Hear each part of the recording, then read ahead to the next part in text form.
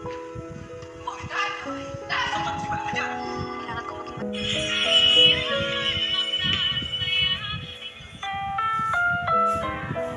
Ang programang ito ay rated SPG. Striktong patnubay at gabay ng magulang ang Napadaan sina Annalyn at Lindon sa tulay. Maraming tao ang nagkakagulo dito. Nagtanong sina Annalyn kung anong nangyari.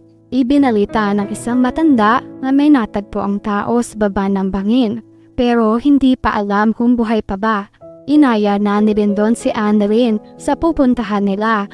Pero nung marinig ni Annalyn na paakyat na ang patawan na binuhat ng mga tao ay inantay niya ito. Tinatanaw niya hanggang makilala niyang ang lolo niya pala ito. Napasigaw siya at mabilis na tumakbo papunta sa lolo niya. Lumapit rito si Dr. Lindon. Nagpakilala silang mga doktor at apo si Annalyn ng biktima. Inobserbahan ni Annalyn ang lolo at pinulsuhan. Nagtanong si Lindon kung kamusta na si lolo. Sumagot si Annalyn, "Dok, buhay siya! Buhay siya!" Nagutos si Lindon sa team ng ambulansya na umalis na sila at sa East Ridge dadalhin ang lolo. Lumayo sandali si Annalyn at tinawagan sina RJ. Napansin ni RJ na umiiyak si Annalyn. Sabi ni Annalyn, "Pero tay, buhay po siya. Dadalhin na po namin siya sa East Ridge." Nung marinig ito ni Giselle, nagmadali na siyang mag-aya sa East Ridge kasama sina RJ at ang mga pulis. Sumakay si Annalyn sa ambulansya at si Doc Lindon naman sa kotse niya. Susunod siya. Samantala dahil nag-aalala si Zoe na baka alam na ni na RJ ang totoo sa pagkatao niya, gusto niya rin makibalita kung nakita na ba ang lolo niya. Tinawagan niya si RJ. "Hello Dad, ano pong balita sa operasyon ng mga pulis? Nakita na po ba si lolo?"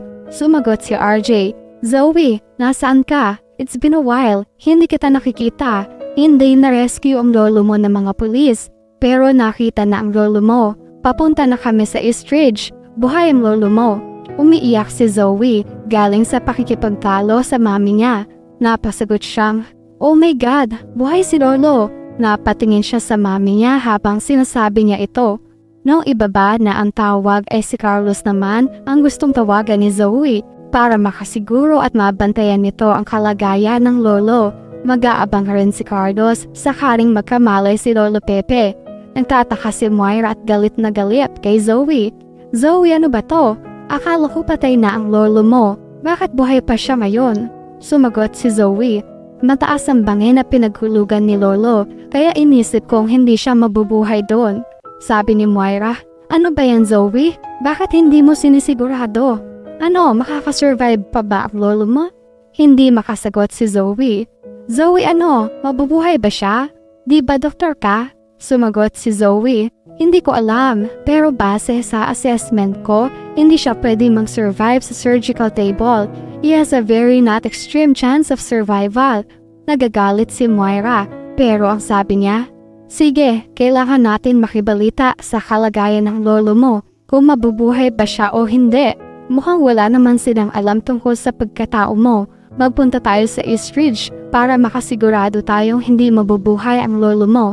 "Anong gagawin niyo, ma'am?" Nakatingin ng masama si Moira sa kanya. "Wala akong gagawin, makikiusyoso lang tayo." Samantala, dinala na si Lolo Pepe sa emergency ng East Ridge. Naghihintay na rito si Carlos. Pinag-uusapan ni na Annalyn at Carlos ang gagawin kay Lolo Pepe. Nagtatalo sila tungkol sa procedure na dapat nilang gawin para sa ikaliligtas ng lolo niya. Alam ni Carlos na maliligtas si Don Pepe sa procedure na sinasabi ni Annalyn, kaya nagsabi siya ng iba pa. Napansin rin doon ang pagtatalo ng dalawa. Maya-maya ay dumating na rin sina RJ at Giselle.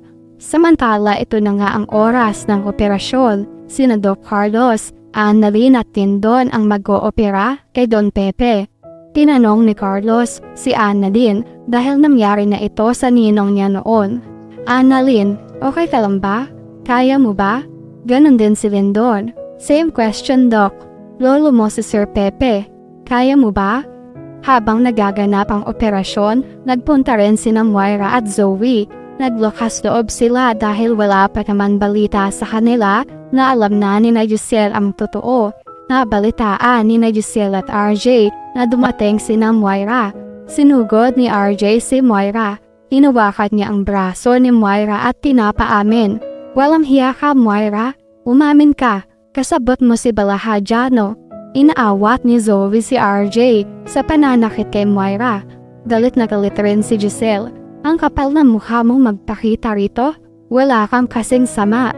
Ipapahuli ka namin sa pulis. Nagmamaang-maangan naman si Moira.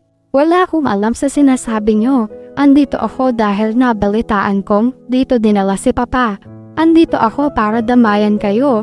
Sabi ni Giselle, talaga ba? Andito ka para makibalita kung patay na ba si Papa? Well, para sabihin ko sa'yo, sa oras na magkamalay si Papa, sasabihin niya kung sino ang mastermind ng pangingidnap sa kanya. Makukulong ka sa kulungan habang buhay. Nagbanta rin si RJ. Sa oras na mapatunayan namin kasabwat ka ni Balahadja, sa kulungan ka pupulutin. Samantala sa patuloy na operasyon, nilaksan ni Annalyn ang loob niya. Sabi niya sa sarili niya, kailangan kong maging matapang para sa Lo. Lalabanan ko kung anuman yung takot na nararamdaman ko dahil hindi ka matutulad kay Ninong Cromwell. Samantalang si Carlos nakakunot ang noo. Ayaw niyang mabuhay si Don Pepe. Hindi siya dapat mabuhay dahil alam na ni Don Pepe ang sikreto nila. Alam ni Lolo Pepe na siya ang tunay na ama ni Zoe. Sabi niya sa sarili niya, Don Pepe, patawad. Hindi ka dapat nadadamay dito. Pero nakasalalay sa buhay mo ang kinabukasan ng anak kong si Zoe. Kapag malaman ng lahat na hindi siya tunay na anak ni RJ, masisira na siya. At kapag malaman ito ni Diners, masisira na ang pagtitiwala niya sa akin. Baka tuluyan na kaming maghiwalay. Hindi ko hahayaan na mangyari yon. Kailangan mo nang magpahinga Don Pepe dahil matanda ka na. At yan ang mga pakakaabangan natin sa abot kamay na pangarap.